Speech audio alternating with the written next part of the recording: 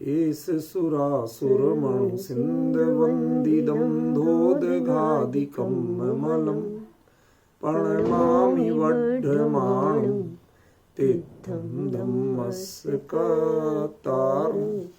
शेषे पुण्यतीर्थैरि ससौ असिद्धे विशुद्धसा भावे समणेयणानदंसण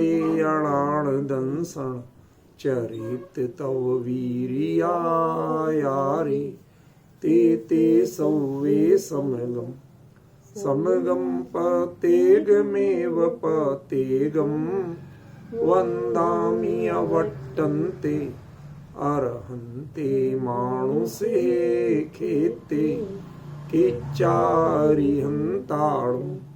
सिद्धाणं तैणमो गणहराणं अजावैवगाणं साहूढं चैव सौवेसिं तेसिं विशुद्धदंसं प्राणपहाणासमं समासेज्य ओवसंपयामि सम्मं जतोणिवाण संपत्ति। प्रवचन सार परमागम चरणानि योग चूलिका महाधिकार गाथा 261 पृष्ठ 499। दिट्ठा पगदम वत्थुम अभुट्ठाण पधाण किरियाहिम वट्टदु तदो गुणादो विशेषिदवोत्योवदेशो। इसमें अपनी चर्चा थोड़ी चली थी। वत्थुम शब्द का अर्थ तो स्पष्ट कर ही दिया था। अब एक प्रश्न है कि मुनिराज को देखकर अभ्युत्थान आदि क्रियाएं क्यों जरूरी है?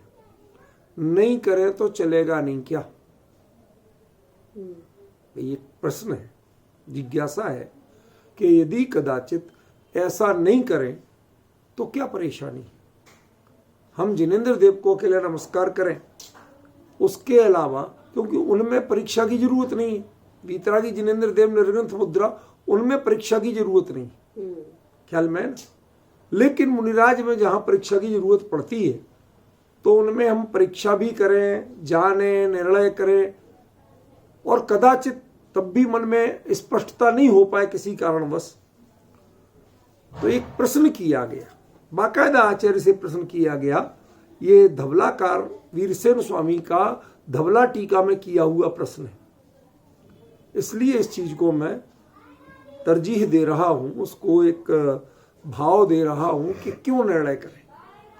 तो वीरसेन स्वामी से यही प्रश्न किया गया कि मुनिराजों को यदि उनकी मुद्रा आदि देखने के बाद भी जो कुछ लगे और कदाचित यदि नमस्कार न किया जाए तो क्या बाधा है? ख्याल में ना, क्योंकि आचार्य ने यहां एक बात तो क्लियर कही कि पगदम वत्थुम दिट्ठा अबुट्ठाण पधाण क्रियाएम वट्टदु। वट्टदु मीन्स तुम्हें ऐसा करना ही है, ऑर्डर है, तुम्हारी छूट नहीं दी होगी कि तुम चाहो तो करना, चाहो तो नहीं करना।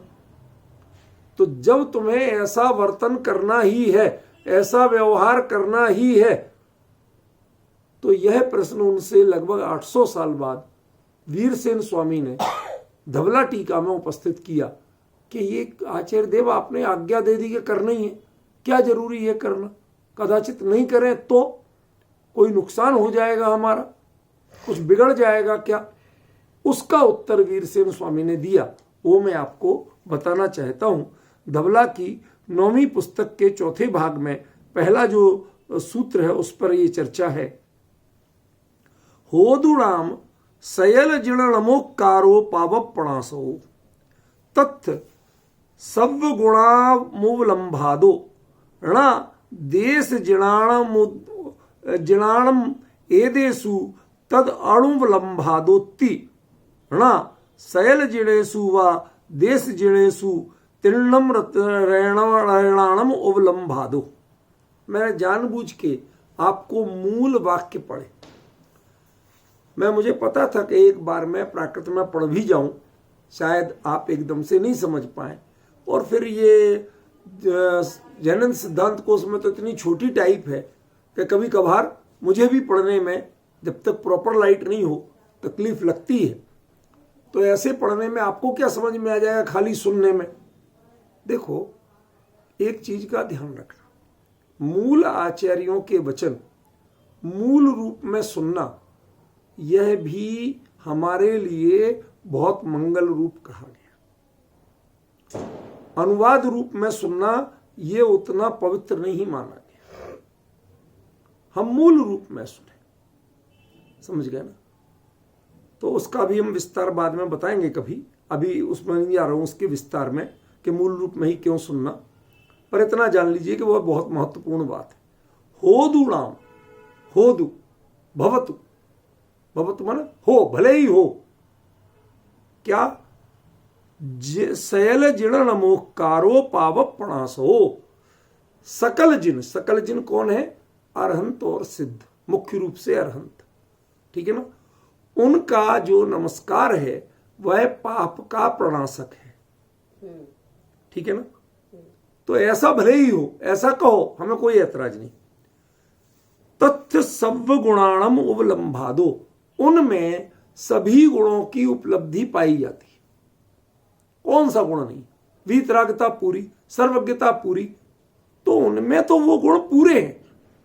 लेकिन देश जिणाणम, जो देश जिन है, एक देश जिन है जिनमें ये गुण आंशिक रूप से पाए जाते हैं, उनमें तद अणुमलंभादो, उनमें वह वीतरागता और सर्वज्ञता पूरी नहीं पाई जाती है, ठीक है ना। ऐसा प्रश्न किया, उसका उत्तर देते हैं आचार्य देव, हाँ ऐसा कहना ठीक नहीं है। क्यों नहीं है ठीक? सयल जिनेसु, वह जो सकेल जिनेन्द्र है अर्थात अनंत परमात्मा है, उनके वा माने समान, वा नहीं, वा जब छोटा वा आए प्राकृत में तो उसका अर्थ होता है समान, और जब वा आए बड़ा वा तो वो होता अथवा, विकल्प, ख्याल में ना। तो सकल जिनेन्द्रों के समान अर्थात अनंत परमात्मा के समान देश जिनेसु, जो एक देश जिन है, एक देश जिन माने, जरा विचारो, एक देश जिन किनको कह रहे? यहां मुनिराजों को कह रहे, ख्याल में ना। आचार्य उपाध्याय को नहीं कह रहे, मात्र मुनिराजों को। अर्थ समझने की कोशिश करो, क्या गहराई है, क्या बताना चाहते हैं उन्होंने। आचार्य उपाध्याय दूसरा पक्ष है, वो साधना नहीं है। एक प्रशासन का पक्ष है और एक क्षयोपशम का पक्ष, ख्याल में है ना। वो साधु की साधना नहीं, मूल पद तो साधु है, दीक्षा साधु की होती है, संलेखना साधु की होती है और मोक्ष साधु का होता है। आचार्य उपाध्याय की न दीक्षा होती है, न संलेखना होती है और न मोक्ष होता है। यह प्रकरण मोक्ष मार्ग का, इसलिए इसमें आचार्य उपाध्याय प्रधान नहीं, ख्याल में है ना। तो साधु को कहा देश जिन, एक देश जिन, उनके लिए क्या कहते हैं? पहले तो शब्द पे ध्यान दो, एक सकल जिन और दूसरे एक देश जिन। क्या अंतर पड़ा अमित जी भाई साहब? सच बताओ, आज तक आपने सकल वृत्ति, देश वृत्ति ये तो सुने होंगे, लेकिन सकल जिन और देश जिन ये शब्द सुने नहीं। देखो, आपको कुछ कुछ मेरा उद्देश्य रहता है कि जानकारी ऐसी दे, आगम में कहा क्या क्या कहा, ज्ञानी आचार्यों ने क्या क्या लिखा, उसके पीछे उनका दृष्टिकोण क्या है, कुंद कुंद यहां जो लिख रहे हैं उसके पीछे दृष्टिकोण क्या है। जब वो लिख रहे हैं कि उनका अभ्युत्थानादि क्रियाएं करना ही करना, और यहां प्रश्न कर रहे हैं साहब नहीं करे, तो मतलब उस बात को क्लैरिफाइड कर रहे हैं। क्यों करना?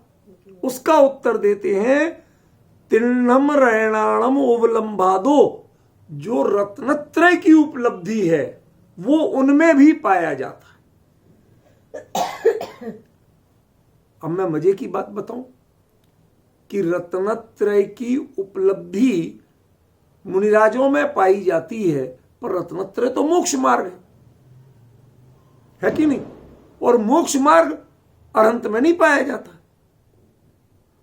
कि पाया जाएगा? भाई वो तो मंजिल है ना, वो मार्ग कहां है? अरहंतो सिद्ध अवस्था, वीतरागता हो गई माने मंजिल मिल गई, उसके आगे कोई मार्ग वाली बात नहीं। ख्याल में है ना? उसके बाद कोई साधना आपकी वाकी नहीं है, जो घटित होती है वो होती है, पर आपको करने की कोई चीज नहीं, जिसका विकल्प आपको करना पड़े ऐसा कुछ बाकी नहीं। क्लियर हुआ विपिन जी? तो प्रश्न क्या है मेरा? प्रश्न ये है कि जब रत्नत्रय मोक्ष का मार्ग है, ठीक है ना, और वो मुक्त है, मोक्ष को प्राप्त है, चाहे जीवन मुक्त हो चाहे विदेह मुक्त हो, मुक्त तो है ना, उन्हें मोक्ष मार्ग ही तो नहीं है ना। तो दोनों में इस चीज को कॉमन कैसे कहा कि तत्वी रेणत्य उबलंभादो, वहां भी का अर्थ होता है कि यहां भी पाया जाता और यहां भी पाया जाता। आपको बहुत से भ्रम निकाल रहा हूं, ऐसे प्रश्न उठा ध्यान रखिए। सम्यक दर्शन, सम्यक ज्ञान, सम्यक चारित्र, इसमें कौन सा विशेषण ऐसा है जो इसके अधूरे का प्रतीक हो? बताइए। अरहंत के छायक दर्शन होता है कि नहीं होता है? होता है। छायक ज्ञान होता है कि नहीं होता है? छायक चारित्र होता है कि नहीं होता है? होता है ना। तो दर्शन ज्ञान चारित्र उनके भी है, सम्यक दर्शन ज्ञान चारित्र। इसका मतलब आपने जो मोक्ष मार्ग समझ रखा सम्यक दर्शन ज्ञान चारित्र को, ये हमारी अधूरी जानकारी। वो एक देश को समझाया आपने, एक देश वह मार्ग है और परिपूर्णता वह मोक्ष है। सच बताइए, आज तक कभी स्वप्न में भी ख्याल था कि सम्यक दर्शन ज्ञान चारित्र ही अपने आप में मंजिल भी है और मार्ग भी है? इस बात से क्लियर हो। अरे आपको नहीं, मुझे भी क्लियर हुआ। समझ में आया ना? इस किसी चीज को किसी विशेष दृष्टि से जब देखा जाए तो अपना भ्रम निकलता है। जब तक आप सामान्य रूप से देखते हैं तो अपने को पता ही नहीं चलता। ख्याल में? अभी जब ये प्रश्न देखा तो मैंने कहा आचार्य उत्तर क्या दे रहे हैं वीरसेन स्वामी कि दोनों में रत्नत्रय पाया जाता है। अरे दोनों में रत्नत्रय कहां पाया जाएगा? साधु में पाया जाएगा। उनमें कहा, कहते रत्नत्रय तो दोनों में है, इनके एक देश है, उनके पूर्ण देश है। इसका मतलब अरहंत अवस्था में बाकी जो कुछ हो रहा है वह साधना और सिद्धि दोनों नहीं। 100 इंद्र आ रहे हैं, समोसलादि विभूतियां हो रही हैं, दिव्य ध्वनि हो रही है, ये अरहंत पने का कोई पार्ट नहीं है।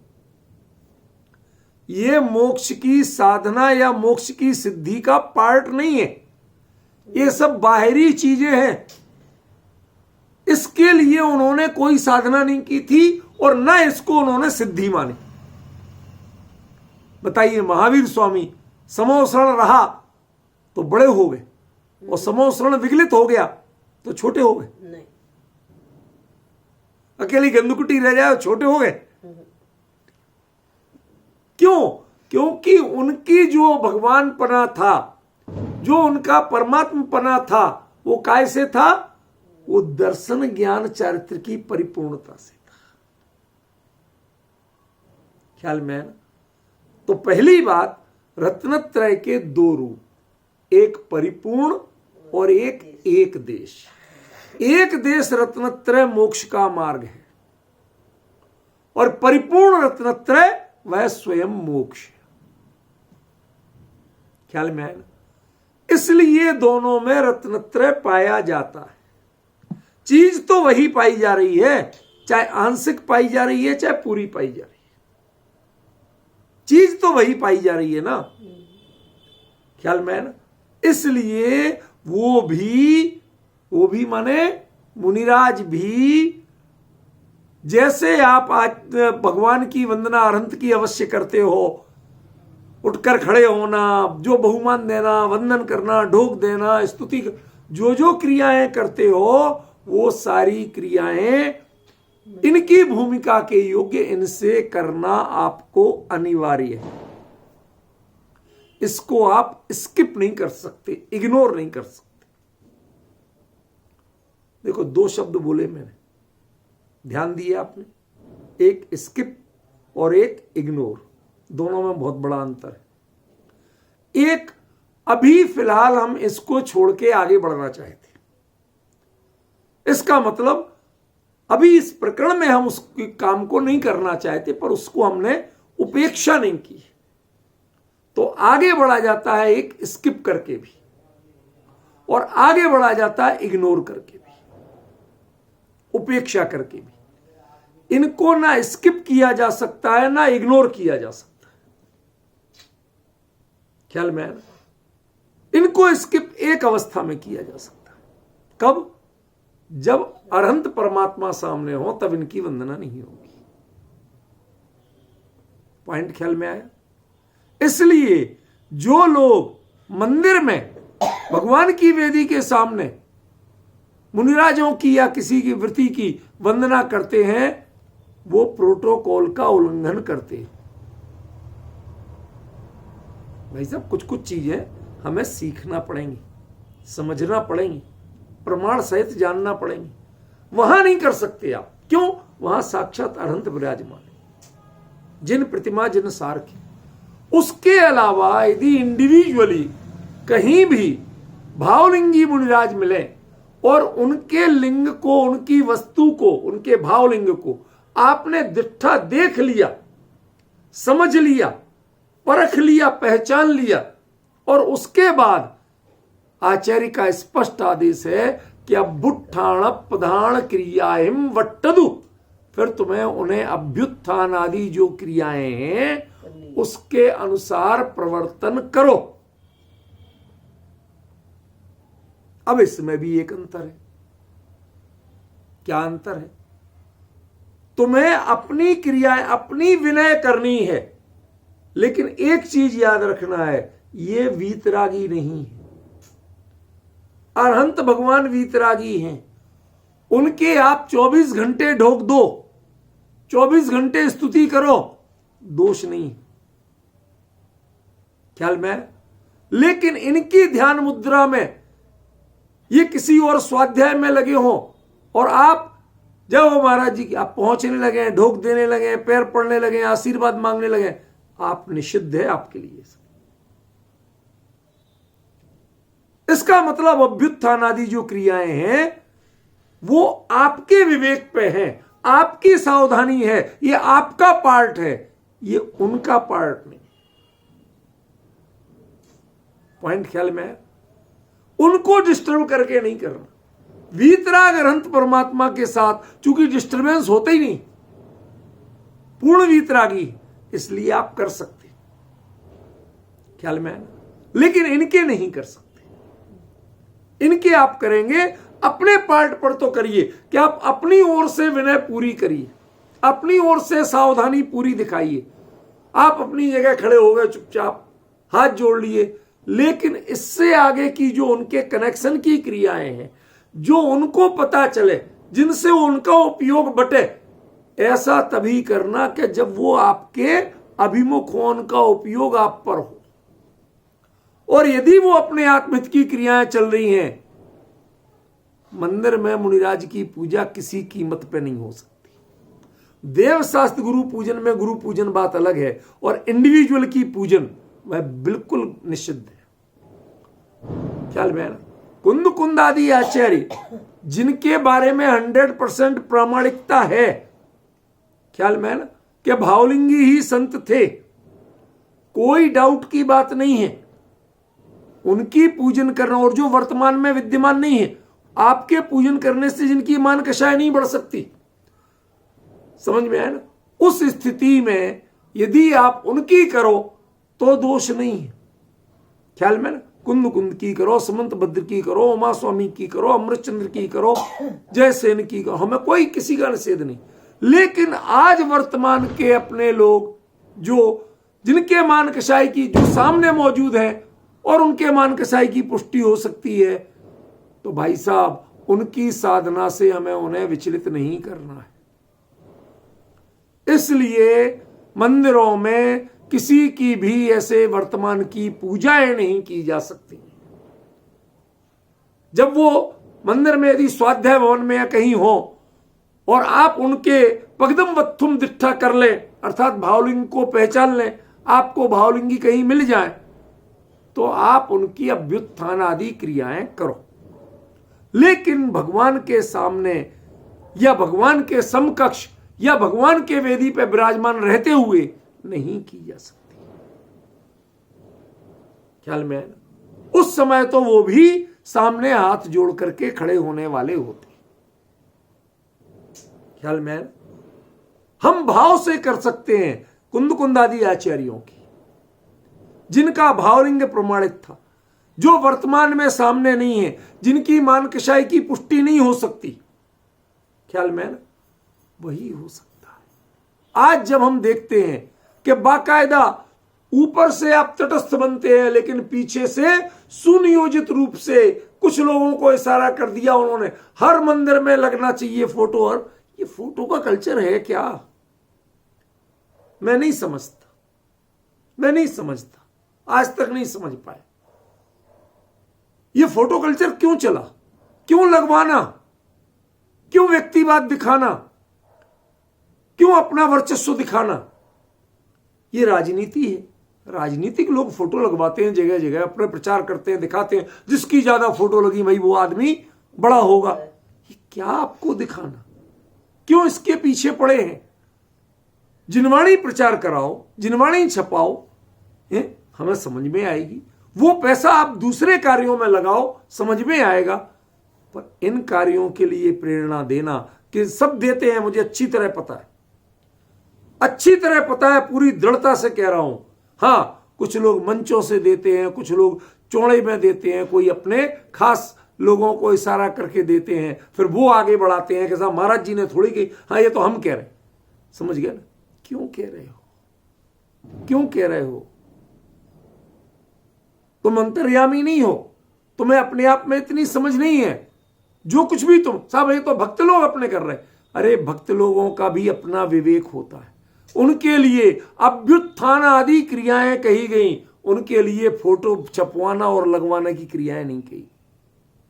जिन मंदिर में जिनसे आपका वैराग्य बढ़े, राग घटे, यदि चित्र भी लगवाना तो ऐसे लगवाना। हमारे यहां मुनिराजों के चित्र ऐसे मंदिर में नहीं लगते हैं कि जिनका बहुमान हो रहा हो, ऐसे लगते हैं जिन पर उपसर्ग हो रहा हो, ताकि आपको संसार, शरीर और भोगों से विरक्ति जगे।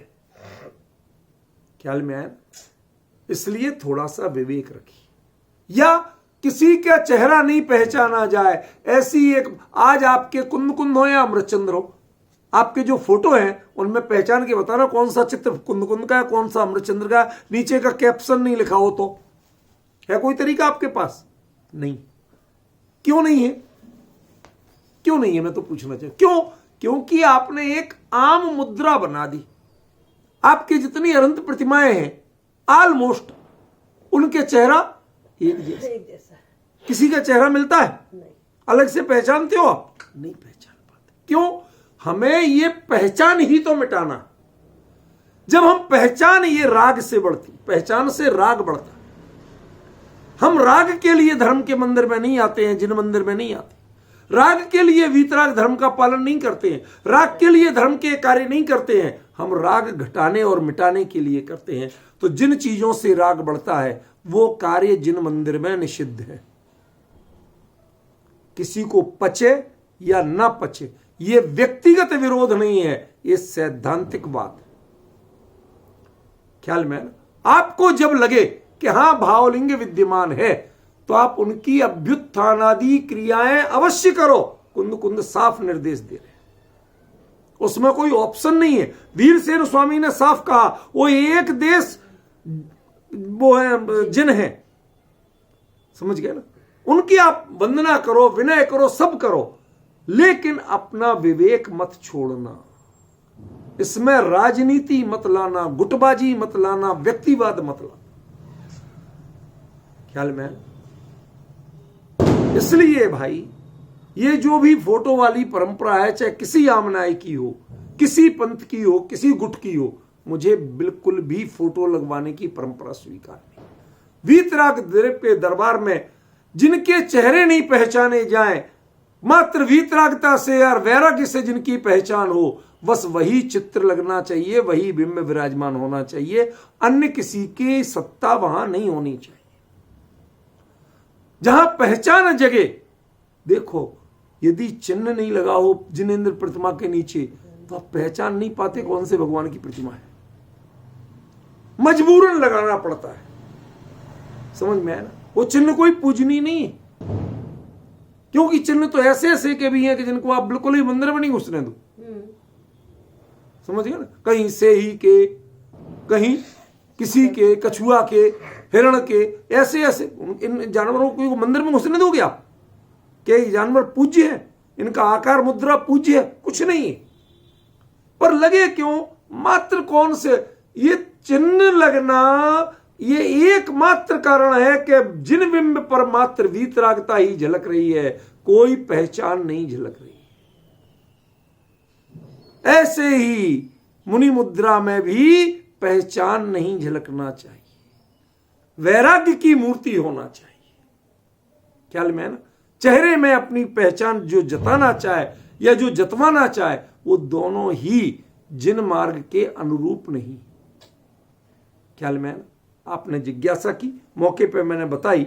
अब मैं आपको इस विषय में और विस्तार की चर्चा नहीं करते हुए, आज चूंकि कुछ लोग कम हैं, इसलिए वो दीपावली वाला जो विषय कहा था ना, वो आज मैंने जान के नहीं लिया। सोच तो रखा था कि लूंगा, पर देखा कुछ लोग नहीं है, तो हमने कहा शायद कल तक आ जाए, तो फिर वो विषय लेना है मुझे, जरूर लूंगा, चाहे कल लूं चाहे परसों लूंगा, जरूर पूरा 1 घंटा शांत।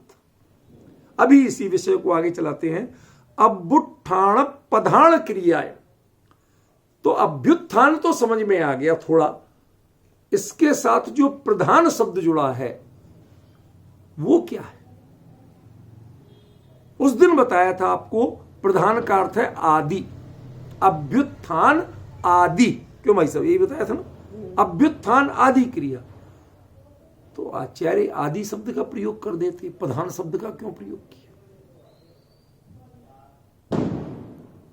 विपिन जी, आपके चौंकने की बारी है, सच कह रहा हूं, करंट लगने वाला है। एक बात बताओ, आप खड़े हो गए, इतने में आपको ज्यादा अच्छा लगता है, विनय लगती है, कि इससे ज्यादा हाथ जोड़े तो ज्यादा विनय लगती है? हाथ जोड़े में लगेगी। अच्छा, हाथ जोड़े में ज्यादा विनय लगती है कि बाकायदा पैरों में ढोक दो, साष्टांग प्रणाम करो या पंचांग नमस्कार करो तो ज्यादा विनय लगती है? तीसरे में लगती है। अच्छा, इसके बाद और यदि आपको अर्घ चढ़ाना पड़ जाए, मिल जाए, तो वो अर्घ से कोई पूजा ही कर ले तो ज्यादा विनय लगती है कि खाली खड़े होने में लगती है? अब आप नीचे उतरते जा रहे हैं। आचार्य ने साफ कहा, अभ्युत्थान ही जिन क्रियाओं में प्रधान है। क्यों? क्योंकि आपकी बाकी क्रियाएं मुनिराज को डिस्टर्ब कर सकती, लेकिन अभ्युत्थान ऐसी क्रिया है कि आपकी विनय हो जाएगी, लेकिन उससे उनकी डिस्टर्बेंस नहीं होगा। कभी कल्पना की थी कि अभ्युत्थान ये सारी विनय में प्रधान होगा? कुछ नहीं किया आपने, सिर्फ खड़े हो गए।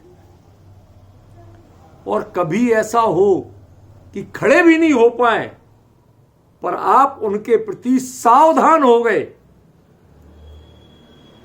तो भी वह विनय है, तो भी वह अभ्युत्थान है। कदाचित उनके प्रति अटेंशन नहीं भी हो, सामने है, अटेंशन नहीं हो, लेकिन आप उन्हीं के बारे में सोच रहे, ख्याल में है ना? और जो वो कहते हैं वो अपनाने का संकल्प कर रहे हैं।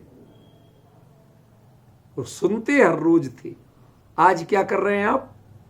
आज उसे लाइफ में अप्लाई करने का विचार कर रहे हैं। तो यह अभ्युत्थान से भी बड़ा अभ्युत्थान है। माने जो बाहर से आप खड़े होते हैं ना, उससे ज्यादा बड़ा कार्य है कि आज उस कार्य को, उनके आदेश को, उनके उपदेश को, उनके निर्देश को आपने अपनी लाइफ में अप्लाई करने का विचार बनाया। आज तक हम ज्यादातर श्रोता और भक्त तो बनते हैं, हाथ जोड़ने वाले, जयकार लगाने वाले, लेकिन जो भीड़ जयकार लगाने की चलती है ना, उस भीड़ से पूछो, कभी कोई मुनिराज पूछ लें कि कितने दीक्षा लेना चाहते हो, आज दूंगा, अभी दूंगा। अब तो पीछे चल रहे थे ना, 1 किलोमीटर चल के देखना, महाराज जी अकेले रह जाओगे। समझ में आया? क्यों? ये बहुत रेयर केस है। मैं आपको सच्ची घटना बताता हूं। सिखों में पंज प्यारे, आपको एक आध बार बताई भी है, पंज प्यारे कहलाते हैं। गुरु के 5 प्यारे प्रिय शिष्य। गोविंद सिंह ने कहा कि आप तो, उनका पंथ तो अपना कहता ही था, सिख पंथ अपने गुरुओं की बात पे जान दे दो। तो उन्होंने कहा कि जो अपनी जान देने को तैयार हो वो आगे आए। 50,000 लोगों की संगत जुड़ी हुई थी, थोड़े नहीं, 50,000। एक टेकरी पे, छोटी सी पहाड़ी, थोड़ी ऊंची जगह, 8-10 फीट ऊंची, जैसे मंची हो, इतनी सी टेकरी पे, और एक झोपड़ी बनी थी जिसमें गुरुजी रहते थे। वो आए निकल के, हाथ में तलवार लिए, पूछने लगे आप में से कौन अपने इस पंथ के लिए, सिख पंथ के लिए जान देने को तैयार। अब जो 50,000 लोग जय गुरुदेव जय गुरुदेव, उनके जो भी कहे जाते हो, उसके नारे लगा रहे थे, वाहेगुरु जी दा खालसा नारे लगा रहे थे। वही खालसा पंथ के लोगों में से सांप सूंघ गया, कोई नहीं बोला। बड़ी हिम्मत करके एक आदमी आ गया है, गुरुजी उसे ले गए कमरे में, मारा किया नहीं, लेकिन रंग रखा था लाल, वो तलवार पे भी लगाया, और थोड़े सी झोपड़ी के बाहर जो नाली निकलती थी, थोड़ा उसमें बहा दिया। अब लोगों ने समझा भैया ये तो गया। अब गुरुजी आए दोबारा, और कोई, तो 50,000 में से 5 निकले थे, बाकी 49,995 सरेंडर कर गए थे। आप डिफरेंस समझ रहे? मतलब वास्तव में अभ्युत्थान कौन कर पाता है? उस बात को अपनाने के लिए जो तैयार हो वो अभ्युत्थानी है, कि स्टैंड अप कर जाए वो अभ्युत्थानी है। पॉइंट ख्याल में? इसलिए अभ्युत्थान वो सबसे प्रधान क्रिया है। पॉइंट समझ में आ रहा है विपिन जी? अभ्युत्थान सबसे प्रधान क्रिया है। बाकी जो वंदना करना, ढोक देना, अर्घ चढ़ाना, जय जयकार करना, स्तुति गान करना, ये सब छोटी क्रियाएं हैं। क्यों? क्योंकि ये करके आप हमेशा बरगलाना चाहते हैं, दूसरे को भी और अपने को भी। हम कार्यांतर में व्यस्त हो गए, मुद्दे की बात छोड़ दी। संकल्पी व्यक्ति वह मुद्दे को पकड़ता है, अन्य दिखावा नहीं करता। क्या? एक बात बताओ, बेटा अपने मां के पास आ रहा हो, क्यों? कौन सी गिफ्ट लेके आए?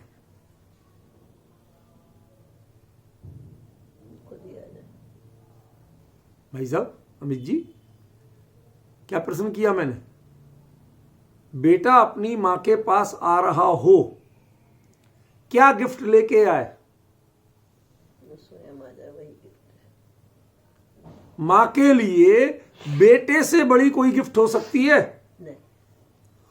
और यदि वो जितना सूटकेस भर के लाए, बैग भर के लाए, और आते ही वो दिखाने लगे, आज की मां होगी कदाचित, वो तो सूटकेस देखने लगे, लेकिन जो सच्ची मां होगी, जिसको बेटे की तड़प होगी इतने दिनों की, वो ऊबेगी, क्या कर रहा है तू ये? तू आ मेरे गले लग, मुझे तेरी कीमत है, मुझे इनकी कीमत नहीं है। जब एक मां को अपने बेटे के अलावा उसके भेंटों की कीमत नहीं है, तो जिन धर्म और जिन धर्मी को सामने वाले श्रावक में उस धर्म को अपनाने के अलावा, उस संकल्प के अलावा बाकी सामान दिखाने की कीमत नहीं होती। सबसे प्रधान होता है वो सामान भले ही लेके आए, लाके पटक दे और पहले गले लग जाए, मां कहेगा बस तृप्ति मिल गई। ऐसे ही जो भक्त ऐसे मुनिराजों के सामने भक्त बन के पहुंच जाए, भगवान मुझे मोक्ष चाहिए और कुछ नहीं चाहिए, समझ गए? दूसरा शब्द नहीं हो जिसके पास। चक्रवर्ती भरत के 100 पुत्र,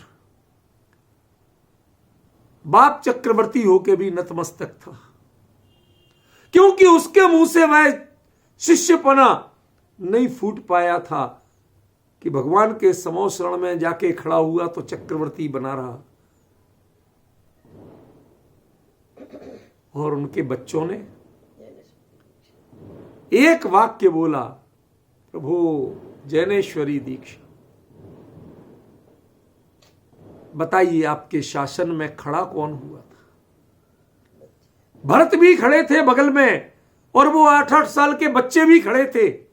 बताइए भक्त के रूप में खड़ा कौन था?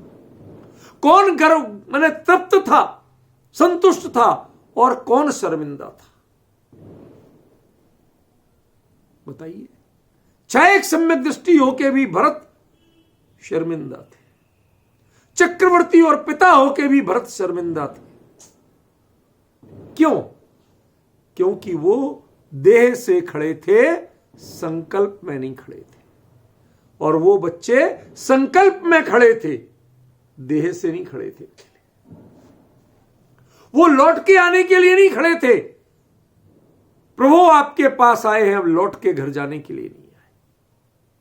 और भरत लौट के अपने महल में आने के लिए गया था। जो संसार में लौट के आना चाहता है, पलट के जिसको संसार का ख्याल आता है, उसका अभ्युत्थान नहीं है, फिर वह अभ्युत्थान से तत्काल आगे बढ़ता है।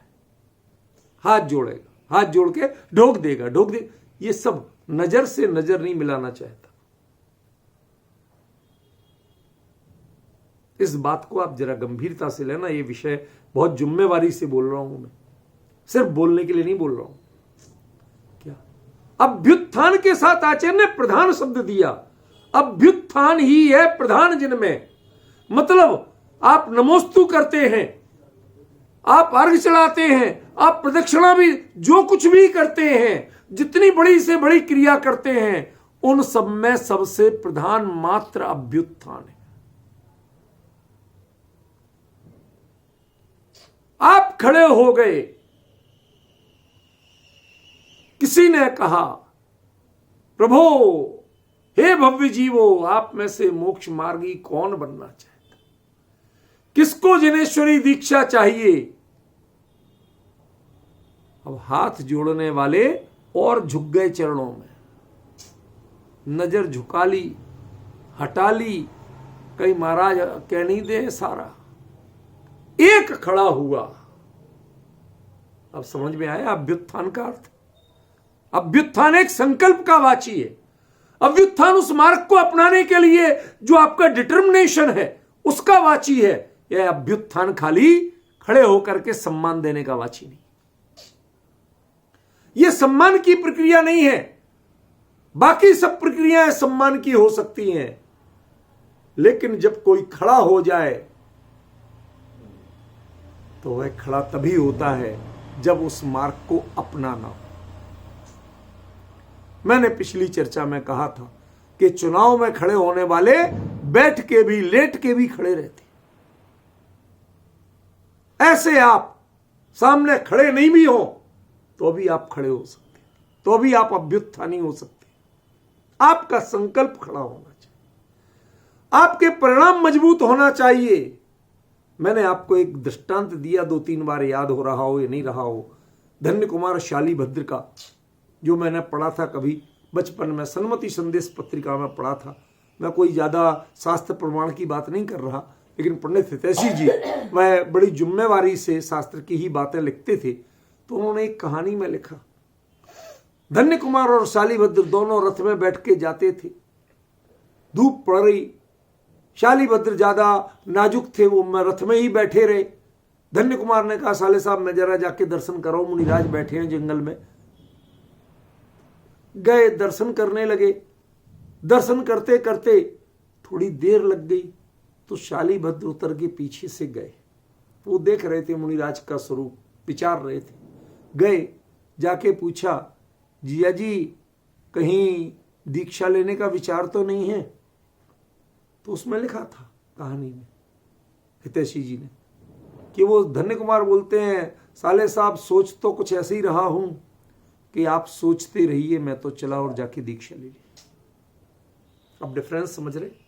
यह है अभ्युत्थान, जिसमें झिझक हो, जिसमें पीछे मुड़ के देखने का भाव हो, जिसमें संसार के विकल्प आपके परिणामों की बेड़ी बनते हो, वो अभ्युत्थान नहीं हो सकता। बहुत से लोग जय जयकार लगाने खड़े होते हैं, लेकिन अभ्युत्थान में खड़ा एक नहीं होता। इसलिए जय जयकार लगाने वाली भीड़ को आप अभ्युत्थान मत मान लीजिए। चरणों में बिछ जाने वाले और करोड़ों का दान देने वालों को अभ्युत्थानी मत मानिए आप। ये अभ्युत्थानी नहीं है, ये एक कदम आपके साथ चलने को तैयार नहीं। जबकि ऐसे मुनिराजों को देखो जो अशुभोपयोग से रहते हैं, शुद्ध से उपयुक्त हैं, जो लोक का निस्तार करते हैं। अरे लोक का निस्तार करते हैं, लेकिन लोक का निस्तार होता तो दिख ही नहीं रहा। लोक के निस्तार का पहला कदम है अभ्युत्थान। आज मेरा हौसला जागा कि मैं इस मार्ग में आगे बढ़ूं। समझ में आया ना? इसलिए ये हौसला, ये जो भाव है, ये जो संसार से विरक्ति का परिणाम है, ये सबसे बड़ा अभ्युत्थान है। ये सभी क्रियाओं में प्रधान है। श्रावकों को मुनिराजों के प्रति जितनी क्रियाएं की जाती हैं, उनमें सबसे प्रधान क्रिया है तो अभ्युत्थान। अभ्युत्थान माने वह भावना, वह संकल्प जो आपको संसार के मार्ग से हटा के मुनि धर्म और वैराग्य की ओर आपका मन मजबूत करती है, अंदर से हौसला जगाती है। कभी कभी जिनके जेब में पैसा नहीं भी होता है पर बोलियां लग रही हों, मैं कई बार कह चुका हूं बोलियों का पक्षधर नहीं हूं, दृष्टांत मात्र है क्या, और वो उसको भी मन में लगता काश मेरे पास भी कुछ पैसा होता तो मैं बोलता। आज यदि मेरे पास हो हिम्मत होती तो मुनिराज को पहला आहार दान देने की मैं ही ले लेता बोली। अब एक बात सोचना कि एक को खाली महिमा किसकी है? आहार दान देने की। इसके लिए वो अपना कुछ भी बेचने को तैयार है। दूसरा, पैसे में से समाज का सम्मान लेने के लिए वह पैसा देता है। मैं आपसे पूछना चाहता हूं, दोनों में से पुण्य किसको बंद देना चाहिए? जो पैसा देके बोली लेके पहले आहार दान का नंबर ले रहा है, सौभाग्य नहीं कह रहा हूं, या जो बिल्कुल एक पैसा नहीं दे पाया, ले नहीं पाया, शायद उसे आहार दान करने का मौका भी नहीं मिला हो भीड़ में, लेकिन वह सबसे पहले अपने परिणाम कर रहा था। ख्याल में मैं खुद भी बिक जाऊं और मुझे मौका मिल जाए तो। आप डिफरेंस समझ रहे हैं ना? ऐसे ही जो मोक्ष मार्ग पर आगे बढ़ने का, मुनिराज के साथ कदम ताल करने का, जिसके मन में भाग्य जगा हो, जिसके मन में भावना जगी हो, उस भावना का नाम है अभ्युत्थान, उस संकल्प का नाम है अभ्युत्थान। ये मोक्ष मार्ग में मोक्ष मार्गियों की जितनी विनय की जाती है, उसमें सबसे प्रधान क्रिया है। जय जयकारा लगाना, अर्घ चढ़ाना, पूजा करना, ढोक देना, ये सब छोटी क्रियाएं हैं। सबसे महान कौन है? कि जो मुनि धर्म को अपनाने के लिए अपना संकल्प करता है, वह महान है। वह सारी क्रियाओं में प्रधान है। इसलिए इस प्रधान शब्द का अर्थ आदि मत करिए। यद्यपि मैंने खुद किया था, क्षमा करना, वो उस समय शब्दार्थ करने की क्रम में किया था। क्यों? क्योंकि यह बताना था कि अकेली एक अभ्युत्थान क्रिया नहीं है, यहां क्रियाएं तो बहुत सी हैं विनय की, ख्याल में ना, इसलिए आदि शब्द का प्रयोग किया था। पर आदि शब्द का प्रयोग यहां नहीं है आचार्य ने किया, यहां पर उन्होंने प्रधान शब्द का प्रयोग किया।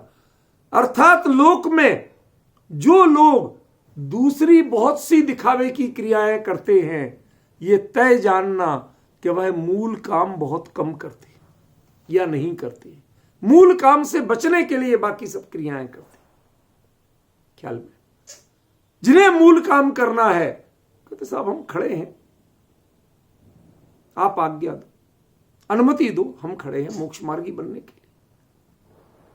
संकल्प अपना तौल रहा है, उठ के भी खड़ा नहीं हुआ, पर संकल्प तौल रहा है, अपने परिणामों को तौल रहा है कि मैं इसी क्षण संसार मार्ग से विरक्त होकर मोक्ष मार्गी बन जाऊं, निर्ग्रंथ बनूं। श्रीमद ने कैसा भाव भाया होगा जब अपूर्व अवसर लिखा होगा, जिस समय उनकी लेखनी से शब्द निकल रहे होंगे कि मैं जंगल में अकेला निर्ग्रंथ मुद्रा में बैठा हूं, ध्यान करता, अपना चिंतन करता, ऐसे में कोई शेर आ जाए भूखा और वो मेरे देह को खाना चाहे तो क्या करूंगा मैं। ये उत्तर पूरी जिनवाणी में कहीं नहीं लिखा, ये उत्तर के लिए श्रीमद ने दिया, परम मित्र समझानना, ये मेरा उपकारी मित्र आया है, ले भैया ले जा, मैं भी इस देह के इस पिंजरे में, इस मलिनता के कोठरी में रहना नहीं चाहता। ये जो वैराग्य की भावना जिनके मन में उमड़ पड़ी, ये अभ्युत्थान है। खाली दिखावा करना, जय जयकार करना, ढोक देना, अर्घ चढ़ाना, बैनर छपवाना, पीछे चलना, नेतागिरी करना, ये अभ्युत्थान नहीं है। अभी तो आपने सारी क्रियाओं में प्रधान अभ्युत्थान है। एक पैसा खर्च नहीं करिए, लेकिन उनके संकल्प को, उस धर्म की ध्वजा को थाम लीजिए, ख्याल में आए तो आप समझ लेना कि कुंदकुंदाचार्य के निर्देश को आप वट्टदु अपनी क्रियाओं में अभ्युत्थान को प्रदान करके वर्तन करना। भले ही तुम उसके बाद ढोक भी दो, अर्घ भी चढ़ाओ, समझ में है ना, आहार दान दो, जो कुछ भी करो, वट एवर, पर ध्यान रखना तुम्हें अभ्युत्थान को प्रधान बना के प्रवर्तन करना है।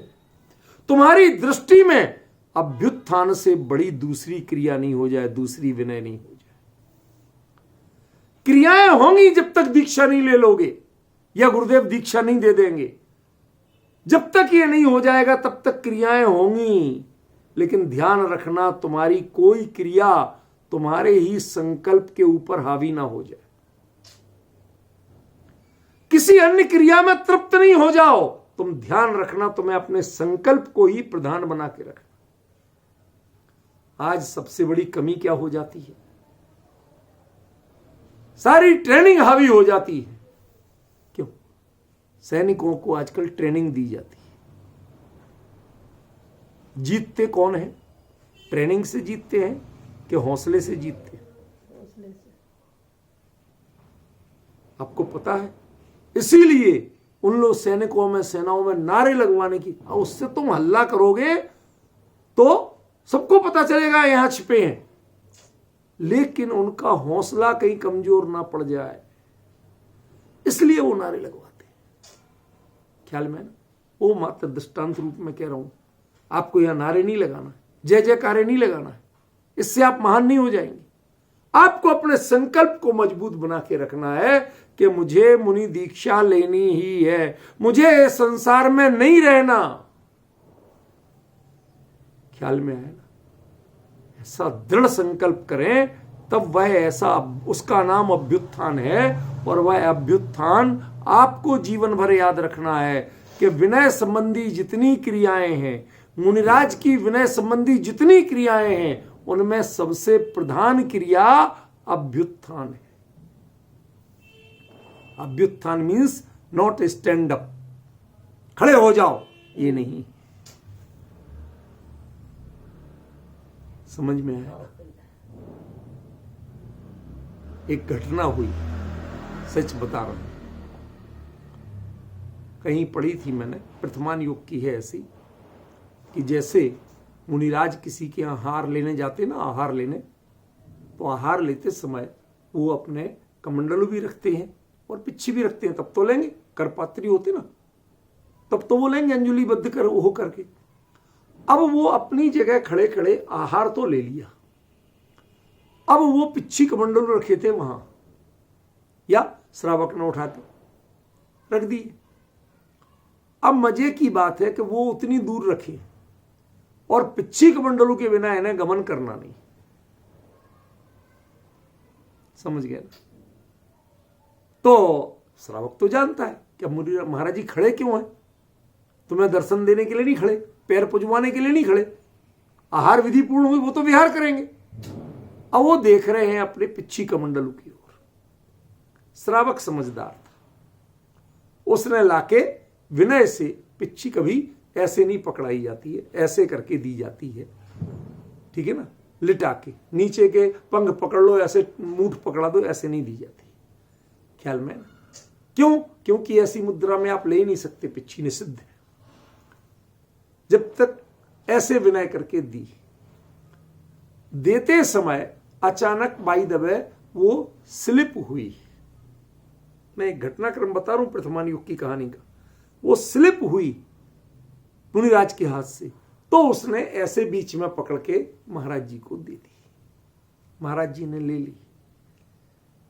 लेते समय धीरे से बोले, हे भव्य जीव, क्या तुझे पता है अभी अभी क्या घटित हुआ? नहीं महाराज, नहीं समझ पाया, गिर रही थी तो गिर नहीं जाए, मैंने आपको दोबारा संभाल के पकड़ा दी। कहते जहां तुमने पकड़ी थी वो जगह सिर्फ विरागी पकड़ते हैं, रागी नहीं पकड़ते।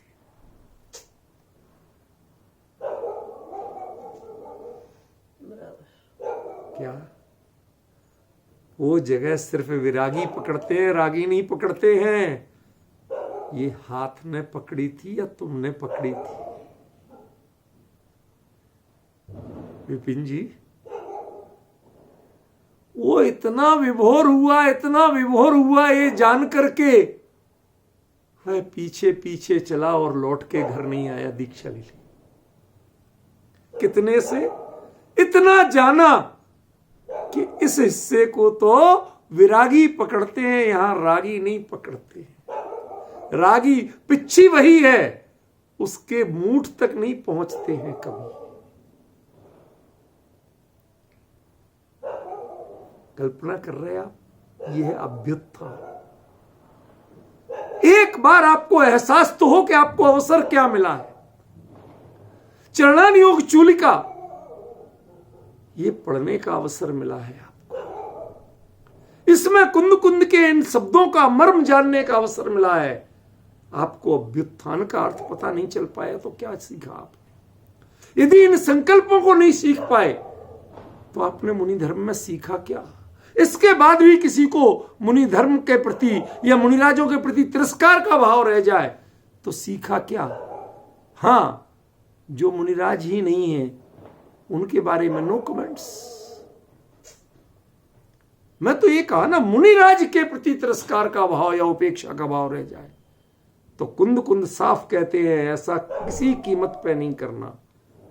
लेकिन यह भी ध्यान रखना कि तुम जितना भी प्रवर्तन मुनिराज के सामने करते हो, जितनी भी क्रियाएं सामने करते हो, उन सभी क्रियाओं में सबसे बड़ी क्रिया क्या होगी कि जिस क्षण तुम्हारे मन में स्वयं मुनि बनने के भाव आए, वैराग्य लेने के भाव आए, मुनिराज से क्या लिया आपने?